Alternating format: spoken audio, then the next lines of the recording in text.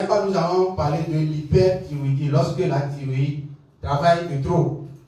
Ici, aujourd'hui, nous allons parler de l'hypothyroïdie, lorsque la thyroïde travaille en deçà de la moyenne, en deçà de ce qu'il doit fournir.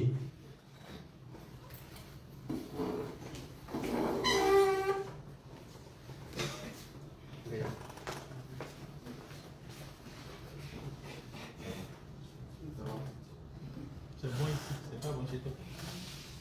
C'est bon là-bas. Oui, c'est moi qui ai fait les choses là. J'ai fait une petite erreur, c'est la glande au lieu de grande. La glande thyroïde, le papillon qui contrôle notre métabolisme.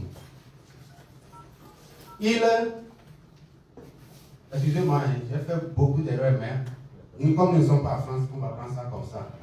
Il ne bat pas comme le cœur. Il ne pense pas comme le cerveau. Il ne bouge pas comme le muscle. Mais il commande silencieusement notre métabolisme.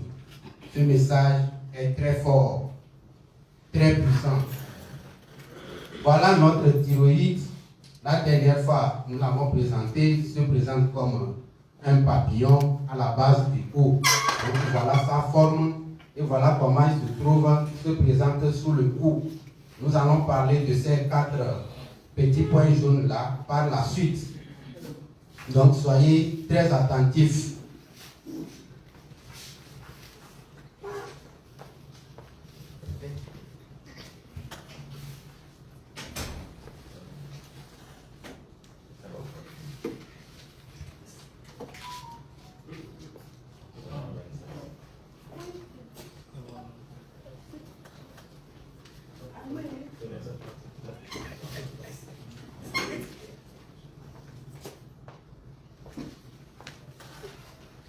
C'est ça la blessure? Oui.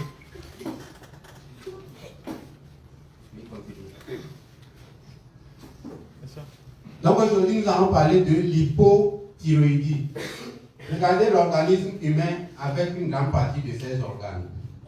Et ici, c'est une petite vidéo que vous allez suivre.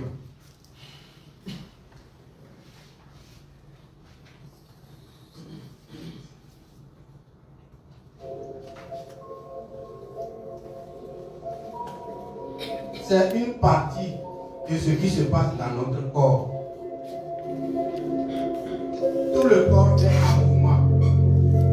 Les intestins, le diaphragme, le cœur, les poumons, tout est en mouvement. C'est ça qu'on appelle l'autonus musculaire. L'autonus musculaire, c'est la propriété qu'a notre corps, la propriété qu'a le muscle d'être légèrement contracté, même au repos de l'organisme. C'est ce tonus musculaire qui fait que, même dans le sommeil, lorsque tu veux pisser, lorsque tu veux faire les besoins même, ça donne le signal au cerveau et on se réveille. Donc lorsque une personne n'a pas ce tonus musculaire, cette propriété musculaire qui permet à notre corps d'être légèrement contracté, il ne pourra pas faire les selles régulièrement. Donc c'est une phrase déjà au cours de notre profession, lorsque la personne n'arrive pas à faire les selles, de lui dire que son tonus musculaire est bas, ça ne travaille pas. C'est pourquoi il n'y a pas de mouvement après que ce qu'il a mangé est devenu déchet. Ça se stagne dans le côlon. Donc la personne manque de tonus musculaire. Il y a certaines personnes, quand ils sentent un besoin, s'ils ne pressent pas vite, s'ils ne se pressent pas, ils vont salir le dessous, ils vont ainsi de suite. Comme celui qui a déjà la prostate à un niveau là. Ces gens-là manquent de tonus musculaire. C'est pourquoi même pour les aider, il faut beaucoup de produits qui contiennent la vitamine C pour donner un peu d'élasticité à leur corps. On continue.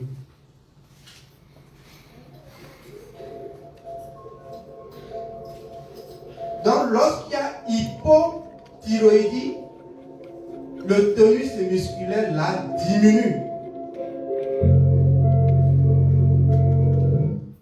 Lorsqu'il y a hypothyroïdie, le tonus musculaire là diminue. Et c'est le début des problèmes. Problème pour faire les selles, le sucre n'est pas bien métabolisé, les lipides, tout le corps. Et souvent ces gens-là, au début, ils n'arrivent pas à pointer un seul gras au médecin pour dire que j'ai tel souci ou bien tel souci. Ils arrivent, se réveillent déjà très fatigués. Pas sur la première vidéo. Voilà le monsieur.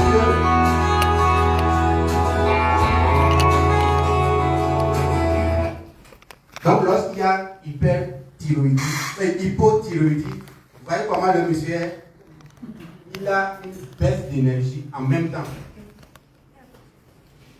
Stress et anxiété, dépression, brouillard d'esprit. C'est ce qui arrive à nos mamans lorsque la ménopause commence. Elle va déposer 500 ici, dans la chambre quelque part, elle va accuser tout le monde dans la maison.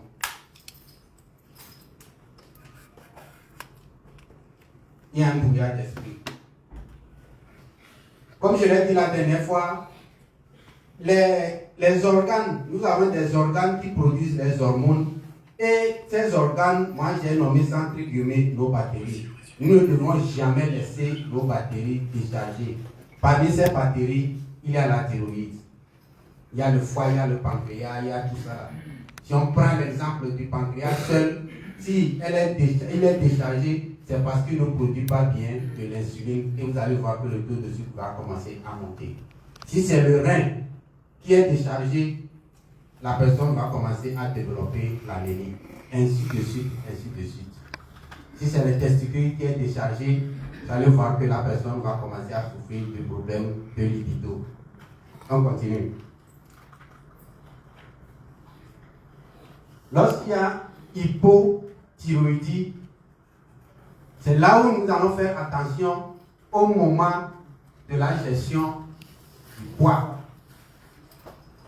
C'est pourquoi il faut poser bien beaucoup des questions à la personne avant de l'aider à gérer son poids. Si c'est l'activité anormale de la thyroïde qui a entraîné le gain du poids, c'est là-bas qu'il faut miser d'abord. Sinon, vous allez faire maintenant le C9, bien sûr que vous allez équilibrer beaucoup de choses, mais le résultat ne sera pas comme la personne veut. Donc ici, pour vous recommander les produits pour la gestion du poids, ayons l'habitude de poser la question à la personne si, avant d'avaler quelque chose, elle sent des douleurs au niveau du cou. Souvent, ça se sent, que ce soit hypo ou bien hyperthyroïdie.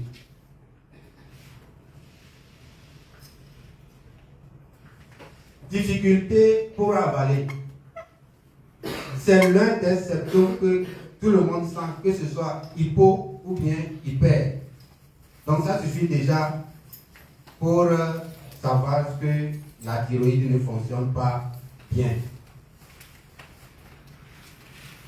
Donc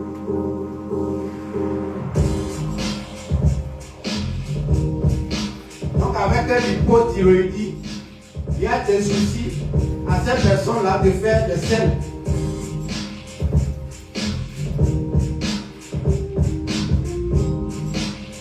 Problème de digestion paresseuse et constipation.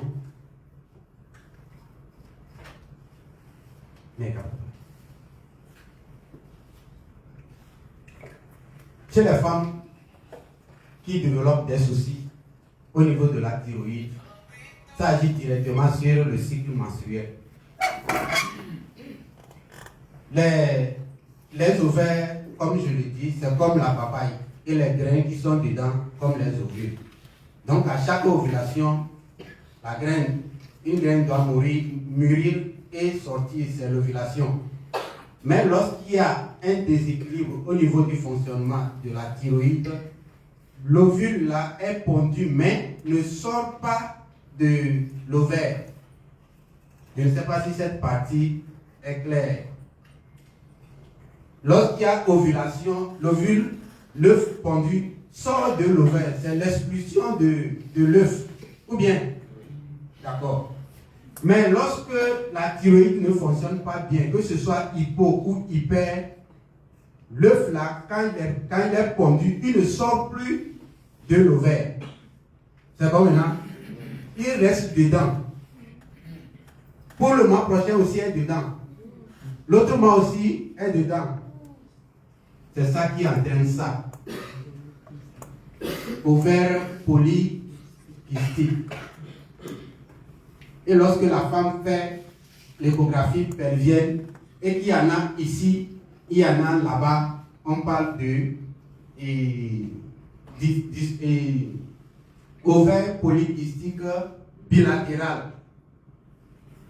Et quand c'est comme ça, pour aider cette personne, elle doit être très patiente.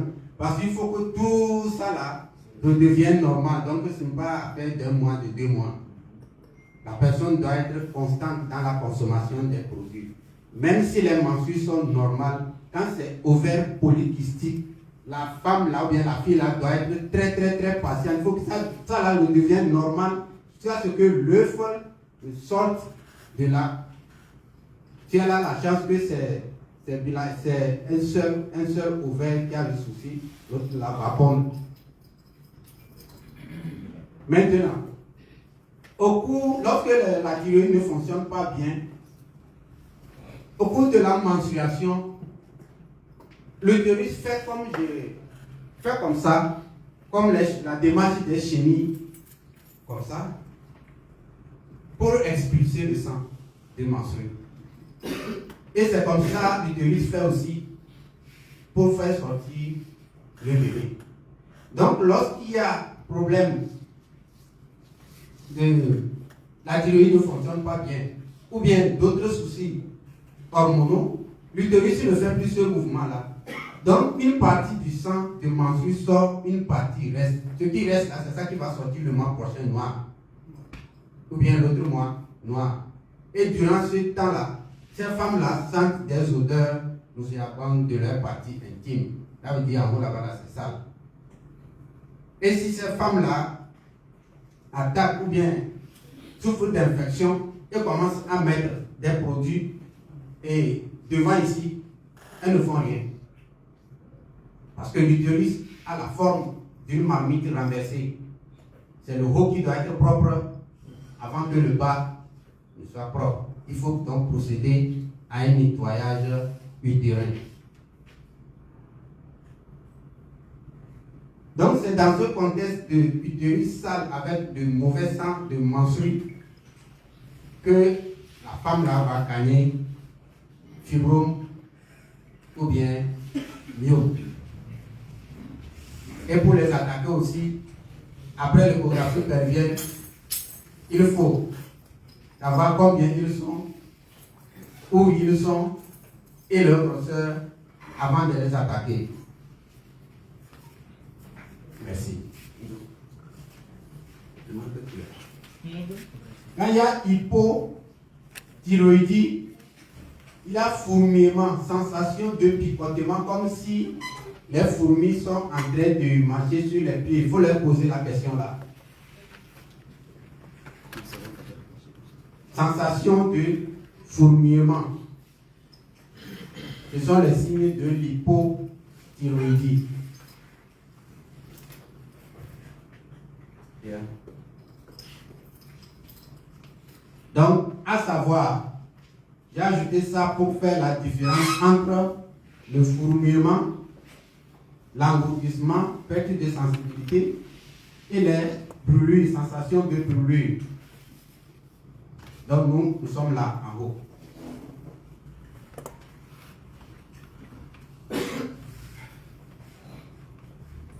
Vous allez voir, certaines personnes âgées disent que c'est comme elles marchaient dans la boue. C'est là. Parce que les nerfs, les terminaisons ne reçoivent plus de signal. Et c'est comme c'est mort. Et ces gens-là, lorsqu'ils marchent, c'est comme ils marchent dans la boue. Le sang est visqueux. Yeah. Quand il y a hypothyroïdie, maux de tête fréquents.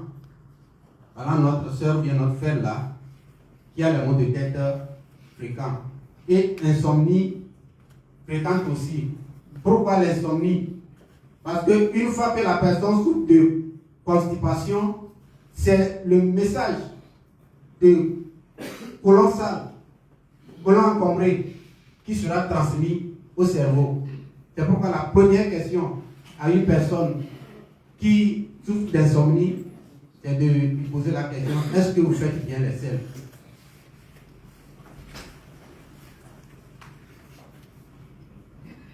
Notre cerveau est relié à tous nos organes. Et sa relation avec notre ventre est très grande. C'est pourquoi on dit c'est le ventre et le ventre est notre deuxième cerveau. Chaque organe est relié au cerveau par un grand nerf, le nerf parasympathique, le plus gros nerf du système parasympathique, le nerf vague. Donc tous les nerfs là, c'est comme un grand boulevard, le boulevard là, et tous les organes rentrent dedans pour aller vers le cerveau. Donc celui qui ne fait pas bien les selles, demandez-lui s'il fait, celui qui ne dort pas bien, posez-lui la question si elle fait bien les selles. Si elle ne fait pas bien les selles, on commence par le nettoyage intestinal. Yeah. Lorsqu'il y a hypothyroïdie, il y a flux sanguin qui est faible. Flux sanguin faible entraîne déjà dépôt de cholestérol. Il y a les crampes parce qu'au niveau des pieds, il y a l'ouverture des valves au niveau des pieds. Donc les valves s'ouvrent comme ça, le sang passe, ça s'ouvre, le sang passe. Donc lorsque la personne souffre de l'hypothyroïdie, ou bien son sang est visqueux, ou bien manque de minéraux, parce qu'il y a plusieurs causes. Les valves ne s'ouvrent pas, ou s'ouvrent difficilement. Ça fait que le sang ne remonte pas. La personne va commencer à développer les crampes musculaires. Visage bouffi ou gonflé. Lorsqu'une personne souffre de l'hypothyroïdie, au réveil le matin, son visage est comme si c'est gonflé. La différence n'est pas bien visible. Mais pour cette personne, c'est comme ça lorsqu'elle se réveille le matin. Bien. Voici un résumé. Je n'ai pas tout noté en image, mais voici un résumé. Baisse d'énergie, difficulté à avaler, fourmillement carpien, une digestion paresseuse, impossibilité de perdre du poids. Cette partie est très importante. Un cholestérol élevé, pression sanguine faible, des mains et des pieds froids, température corporelle basse, l'impression d'être toujours gelé, hypocalcémie. Lorsque j'ai montré la photo de la thyroïde, j'ai dit de regarder les 4 points jaunes là. Ces 4 points jaunes s'appellent des parathyroïdes. Et ce sont eux qui règlent le taux de calcium dans le sang. Donc, lorsque une personne présente un bilan bien analyse, dit qu'il y a hypocalcémie, c'est que les parathyroïdes ne fonctionnent pas bien. Si c'est hypercalcémie, c'est que ça travaille de trop. Si c'est hypo, c'est dans. Des maux de tête, libido et fertilité perturbée. C'est pourquoi même, lorsqu'on fait la composition des produits pour la libido là, pour gérer en même temps la thyroïde, ceux qui le savent mettent nature mine. Nous allons revenir tout de suite avec les nutriments nécessaires pour entretenir la thyroïde. Prise de poids inexpliquée, perte d'appétit, insomnie, perte d'appétit. Personne voit comme ça, mais n'a pas envie de manger. L'image n'est pas arrivée, mais ce n'est pas grave. Rythme cardiaque ralenti, douleur et crampes musculaires, fatigue chronique et somnolence, cycle menstruel perturbé et ovaires polykystiques, peau sèche, constipation, infection accrue fréquente, faiblesse musculaire, troubles de mémoire, visage bouffi, surtout le matin, dépression et saut d'humeur. Si vous allez souvent aux réunions des femmes, souvent les femmes ménopausées là, il y a certaines là, si elles se lèvent, elles ne regardent plus derrière, ça ne dépend pas d'elles. Elles sont dans cette situation-là. C'est pourquoi si votre tante, votre maman se lève, peut vous dire beaucoup de choses que vous ne voulez pas. Après, il faut la voir. Elle va faire comme si c'est elle qui n'a jamais dit ça. Chacun a ça dans sa famille. On continue. L'ablation. La dernière fois, j'ai parlé de ça. Et il y a certains petits organes qui jouent un rôle vraiment, qu'on ne peut pas les remplacer par un autre. Un autre ne peut pas jouer leur rôle, quoi. Il y a par exemple la thyroïde. Donc, si on enlève, c'est ça l'ablation. Si on enlève la thyroïde, la personne doit prendre un produit à vie pour gérer le taux de calcium si les parathyroïdes sont complètement enlevés. Donc, substitution hormonale quotidienne à vie. Risque d'hypocalcémie permanent. Altération vocale persistante. Pour le dernier, c'est lorsque l'opération est mal faite et ça a touché certains nerfs là, certains vaisseaux, que la voix va changer pour toujours.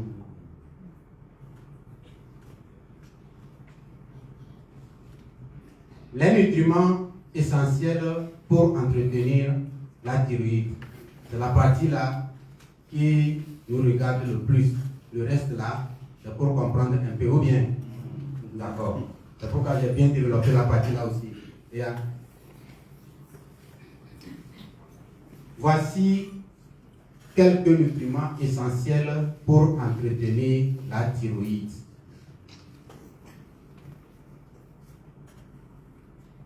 Si vous prenez le sélénium, c'est le minéral le plus abondant. Ensuite, l'iode. Donc, si vous prenez le sélénium, l'iode, le zinc, le cuivre, le fer, le magnésium, vous allez retrouver tout ça dans Nature Mille. Ou bien? D'accord. Il y a encore d'autres produits dans lesquels on peut trouver les minéraux là. C'est pourquoi je n'ai pas énuméré les produits, sinon je risque de tout mettre. Donc, la vitamine A, on va trouver ça dans quel produit? Division. Probiotiques. Voilà. Les acides aminés. Il y a une partie qui va arriver. Les produits dans lesquels on va trouver les acides aminés aussi vont arriver. Oméga 3, on le connaît déjà. Les polyphénols, ça viendra. Donc la vitamine B2, B6, B3, B12 dans B12+. Les flavonoïdes, ça va arriver. La vitamine E, la vitamine C, Dans la light vitamine aussi, B. light. Ça va arriver. Les acides aminés, la partie là va arriver en bas. Polyphénol aussi et flavonoïdes. On continue. Il faut dépasser ici aussi, c'est la même chose que l'autre. Donc, quelques produits Forever riches en polyphénol. Il y a Argi+, Berry Nectar, le Deli, le Super Green, le Lithium+, le Bipollen, le Field of Greens, le Marine Collagène, le Garcinia+, le Thème et le Brosam Herbal. Donc, si vous avez pris l'autre photo là, partie polyphénol, ce sont les produits, quelques produits qui contiennent les polyphénols. J'ai parlé aussi de quelques produits riches en flavonoïdes. Premièrement, c'est le bipropolis, le bérinectar, le délit, le superglune, le lithium, le bipollen, l'absorbin C, la J+, et le brosome. C'est pourquoi ceux qui mettent brosome L-Bal préparent ça au feu, laissent ça au feu, aller à Sigame, revenir avant d'utiliser là, tout est bon dedans. C'est dans l'eau tiède, d'autres même c'est dans l'eau simple. Sinon vous n'allez pas bénéficier des bienfaits. Vous mettez ça dans l'eau bien, vous n'allez pas bénéficier des bienfaits. Même les sucres sont déjà détruits. Moi, comment je fais quand je veux? Il y a deux manières d'utiliser. Soit je coupe le bout là, je mets tout dans la bouche directement, je bois l'eau. Ou ce n'est plus le thé. Moi, d'habitude c'est comme ça, moi je prends, je coupe, je mets dans la bouche, je bois l'eau. Les gens oublient, les gens ne savent pas, ils peuvent dire. C'est un réveil. Ce que je viens de dire là, faites ça, vous allez voir. Et là, je perds le temps, tout ça. Après, vous mettez ça dans l'eau, les déchets là, vous prenez ça après. Mettez tout dans la bouche. Vous buvez l'eau. Donc, la deuxième manière de prendre ça, si je veux l'eau, je prends l'eau tiède et je mets ça dans l'eau tiède le soir et ça reste dans l'eau là jusqu'au matin pour laisser les ingrédients infuser le matin. Je prends ça. Je mets ça dans la bouteille, je viens et puis je sors avec. Mais si vous chauffez l'eau, l'eau va bouillir, vous allez mettre dedans, vous n'avez rien fait, vous avez tué le produit. Quelques produits Forever riches en acides aminés. Agi+, lait, ultra, vanille, chocolat, aloe vera, gel et les autres pulpes. Bipollen, active HA, super huile, plant protéines, délit, fab, marine collagène. Et ça continue. Yeah. Résumé. La vidéo. La plupart des gens ne savent pas que la thyroïde peut provoquer beaucoup de problèmes de santé, très souvent, sans qu'on s'en rende compte. Elle est reliée à quasiment tous les organes de notre corps, ce qui peut parfois entraîner des complications graves. Vous devriez regarder cette vidéo jusqu'au bout, sinon vous ne pourrez pas la retrouver au moment où vous en aurez besoin. Vous devriez savoir que l'auto-examen équivaut à l'autosauvetage et comprendre les maladies équivaut à l'autosauvetage. Vous devriez regarder cette vidéo 2 fois de plus, n'oubliez pas de l'aimer et de l'enregistrer et de la transférer à vos familles et à vos amis. La thyroïde est une glande située à la base de notre cou. Elle fait partie du système endocrinien et son rôle est de fabriquer des hormones qui régulent les fonctions de notre corps, notre rythme cardiaque, notre digestion, notre respiration, nos fonctions neurologiques. Elle régule la température de notre corps et elle est même reliée à nos os. Arrive que la thyroïde se dérègle, ce qui forcément provoque beaucoup de symptômes. Si elle ne produit pas ou plus assez d'hormones, on parle d'hypothyroïdie, provoquant une fatigue intense et anormale, des difficultés de concentration, des pertes de mémoire, un rythme cardiaque trop lent, de la constipation, une prise de poids inexpliquée, mais également des crampes et des douleurs musculaires, de la frilosité, la perte de cheveux et de poils ou encore des troubles du cycle menstruel. A l'inverse, si elle produit trop d'hormones, on parle d'hyperthyroïdie, entraînant une perte de poids inexpliquée, des diarrhées, un rythme cardiaque rapide et des palpitations, des insomnies, des troubles de l'humeur, d'avoir tout le temps trop chaud, mais également des tremblements, des troubles du cycle menstruel et des yeux exorbités. Et l'hyperthyroïdie peut également entraîner la formation d'un goitre rampant de symptômes. Il faut réaliser un bilan sanguin permettant de contrôler l'hormone de la TSH, contrôler les hormones T3T, 3R et T4, réaliser un dosage des anticorps. Il est très important de pouvoir traiter les problèmes de thyroïde car ils peuvent entraîner des complications plus graves. Aujourd'hui, je suis très bref. Merci.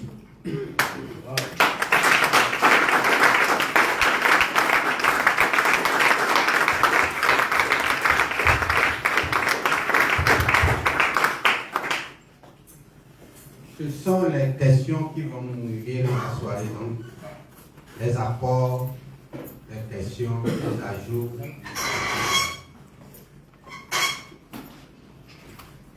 Sont mal écoutés.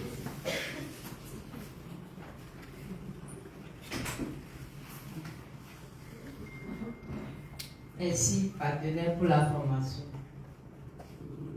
Moi, ma question, c'est que souvent, on parle des différentes sortes de sel quand on va manger. Il y a certains sels qui ne contiennent pas de l'iode. Donc, ça provoque des soucis chez les gens. Donc, ce qui fait qu'après tout, ils ont des boîtes. J'aimerais avoir une idée sur ça. Merci. J'ai remarqué que dans les années passées, dans les villages reculés, beaucoup développaient des boîtes. Et on disait c'est par manque d'iode. Ça fait que les gouvernements ont lutté afin d'avoir des sels contenant de l'iode pour que tout le monde en bénéficie. Mais par rapport à ce que nous avons vu ici, les nutriments nécessaires à la thyroïde sont très nombreux. Ça, c'est un. De deux, lorsque les nutriments là commencent à manquer à la thyroïde, elle va manifester son mécontentement. Et souvent, ce sont des personnes qui vivent dans les milieux reculés. Je ne sais pas si vous avez fait le constat. Mais maintenant, ça commence à disparaître. Si vous avez des ajouts pour les inquiétudes de la plus grosse dame d'ici, nous vous attendons.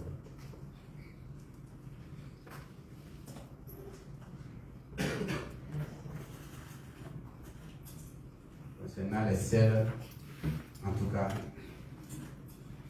je n'ai pas d'idée. Ce que je sais, c'est que si vous consommez les sels de mer, vous allez bénéficier d'iode. Et le sélénium et l'iode sont les minéraux les plus abondants dans la thyroïde. Donc il reste les autres.